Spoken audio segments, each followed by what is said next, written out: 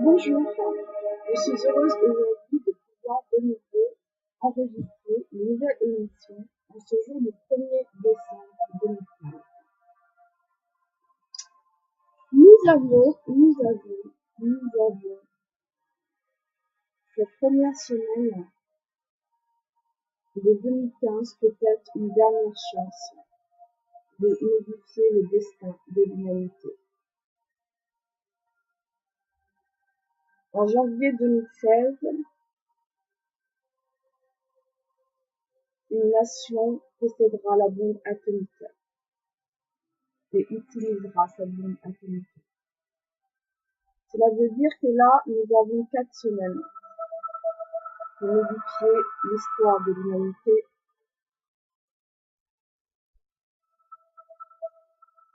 Pourquoi je fais cette interview aujourd'hui? Parce que la première semaine de 2012, j'ai pu parler à Jésus 3 fois. C'était dans le désert.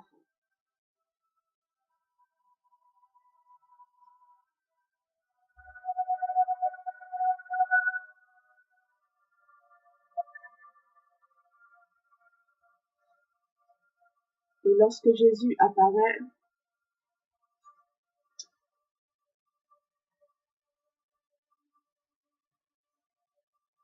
on peut bien comprendre que nous sommes pratiquement à la fin de notre monde.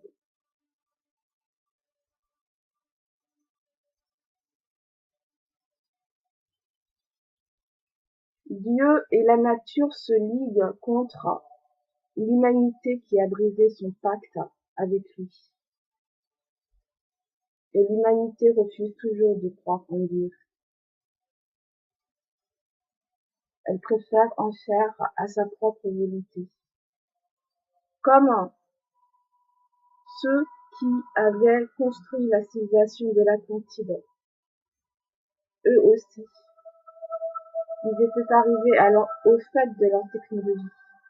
Et ils avaient décidé qu'ils étaient devenus des dieux, en oubliant que seul Dieu est Dieu.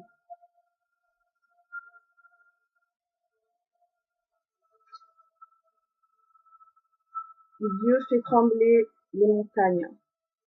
Dieu fait tomber la foudre divine sur terre aux endroits où il a choisi.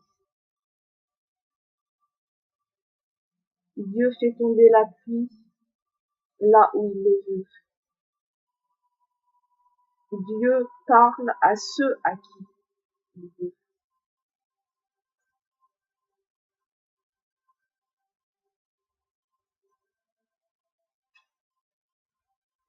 Heureusement, des hommes l'entendent et des femmes. Heureusement, des hommes et des femmes croient encore en lui. Et nous voyons comment il nous prépare depuis déjà maintenant de nombreux mois au renversement total des pôles magnétiques. Celui qui amènera la fin du monde et le début d'un nouveau monde. Tous les éléments indiqués pour se préparer à ce renversement total des pôles magnétiques le sont pour préparer ceux qui veulent bien croire que toutes les prophéties étaient réelles à survivre à ce qui sera une énorme catastrophe planétaire.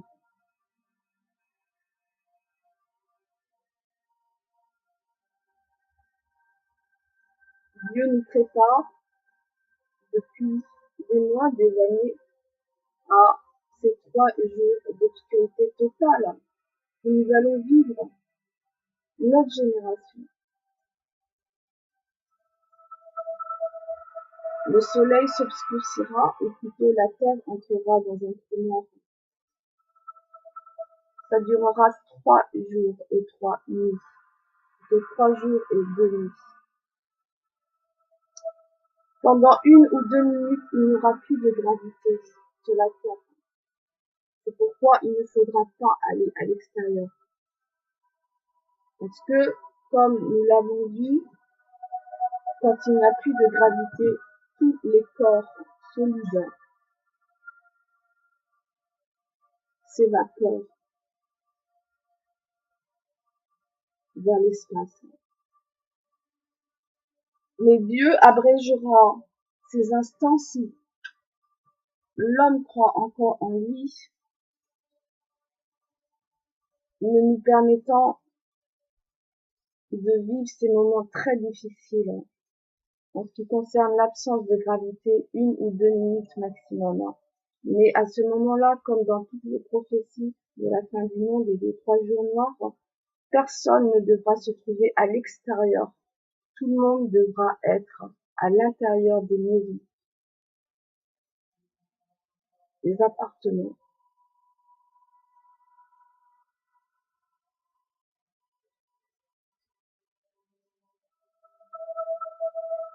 Ne pas sortir pendant ces 3 jours d'obscurité totale qui seront à l'extérieur, car ce sera extrêmement dangereux. Après l'absence de gravité, il y aura tout ce qui est radioactivité. Et ensuite la pluie pour balayer cette radioactivité.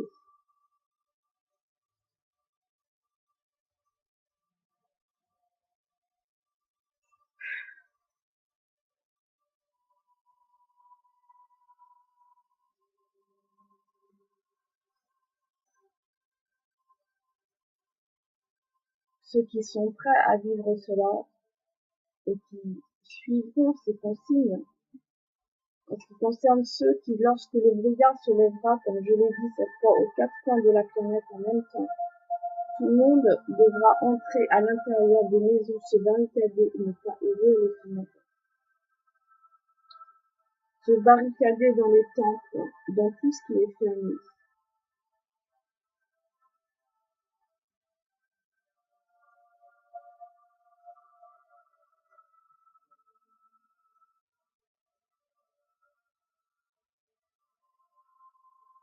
Il y aura beaucoup de survivants, et moins que ceux qui croient en Dieu et qui croient vraiment dans cette prophétie.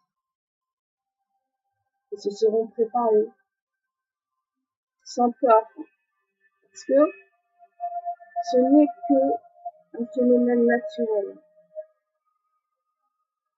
autant qu'un tremblement de terre, un volcan fait irruption. L'humanité a été confinée sur une planète extrêmement instable, mais c'était le seul endroit où l'humanité pouvait vivre.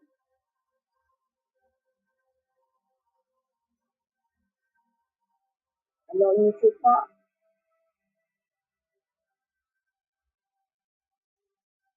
paniquer, mais il ne faut pas non plus ne pas écouter ce que les anciens nous ont dit, ce qu'ils ont vécu et leur expérience. En brisant le pacte que l'humanité avait avec le Dieu d'Abraham, le vrai Dieu de la vie, Dieu a voulu abréger les souffrances de l'humanité en laissant ce renversement total des pôles magnétiques arriver le plus rapidement possible pour que l'humanité souffre le moins longtemps possible. C'est par miséricorde que Dieu abrégera ces jours de souffrance.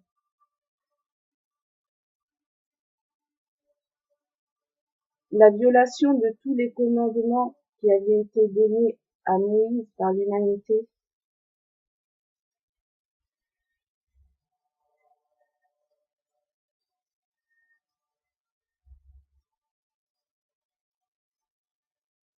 et par Jésus sont l'explication de la nécessité pour Dieu d'abréger les conséquences des violations de ces commandements.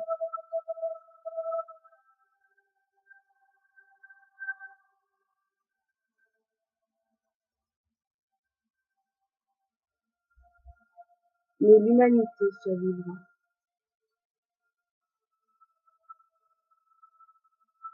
N'ayez point crainte. Merci.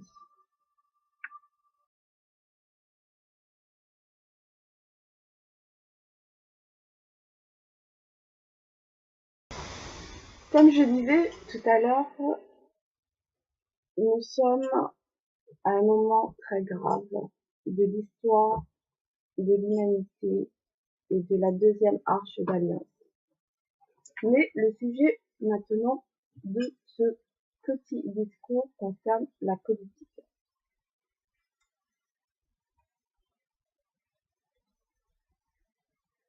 Même si les deux sont liés.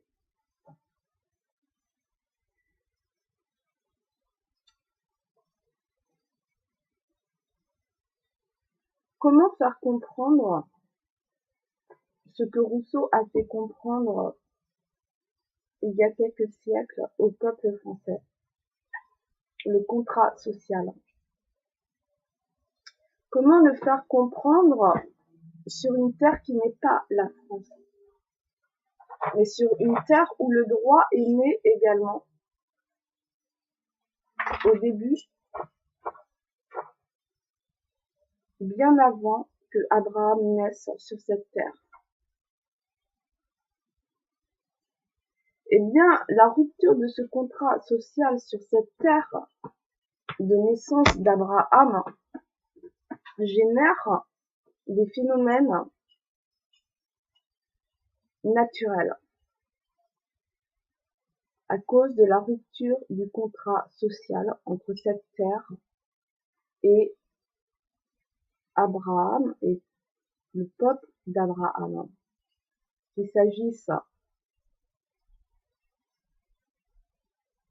des deux fils d'Abraham ou qu'il s'agisse d'Abraham et de tous ses descendants.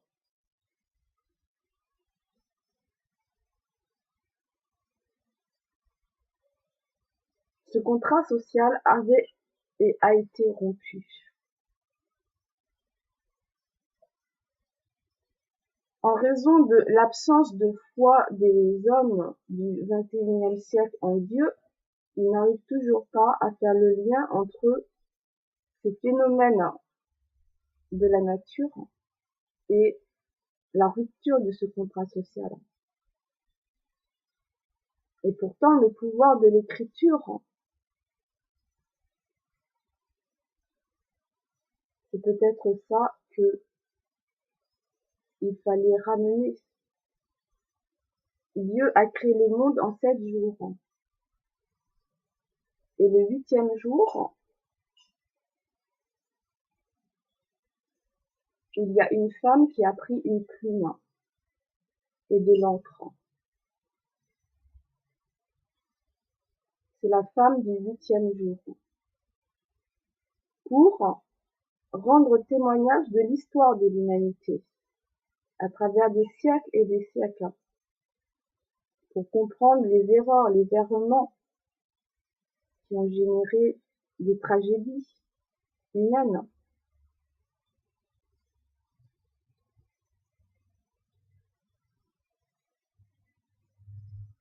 C'est pour ça que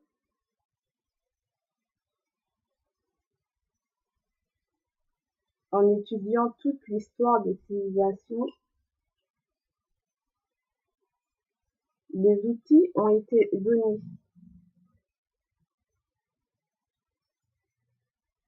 pour fixer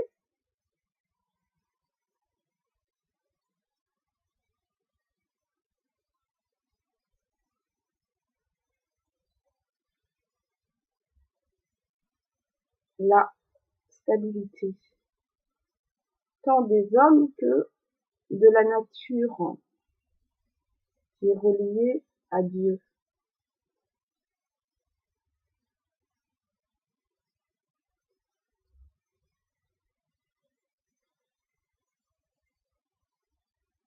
et cette plume est puissante.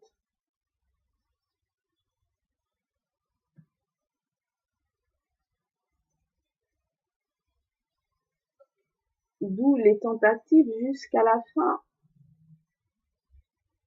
que Dieu tente de chercher chez ceux qui étudient les archives de l'histoire de l'humanité et qui tentent de prendre leur plume et d'expliquer les causes inconnues de ces événements insécuritaires de la nature.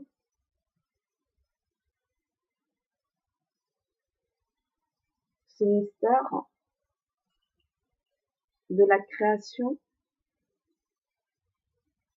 mais aussi de la destruction,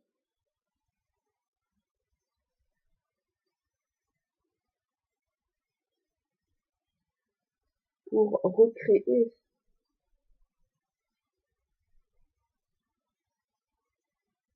quelque chose de meilleur, pas quelque chose de pire.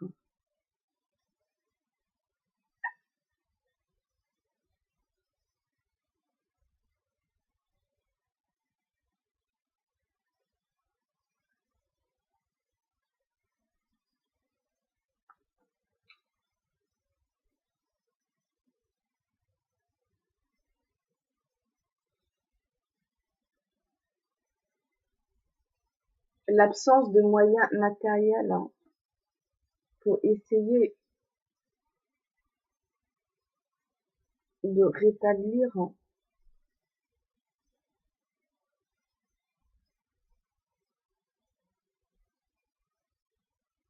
le pacte entre Dieu et les hommes est sûrement une des raisons pour lesquelles l'humanité est impuissante.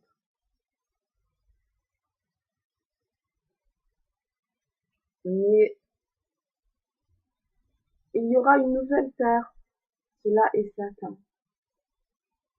Elle sera différente de celle que l'on connaît aujourd'hui, cela aussi est certain.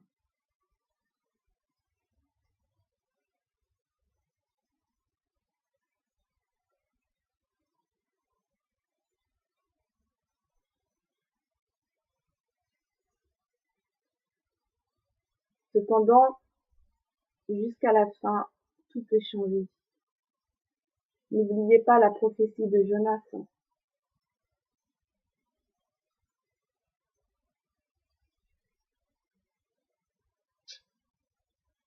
C'est là le mystère de Dieu.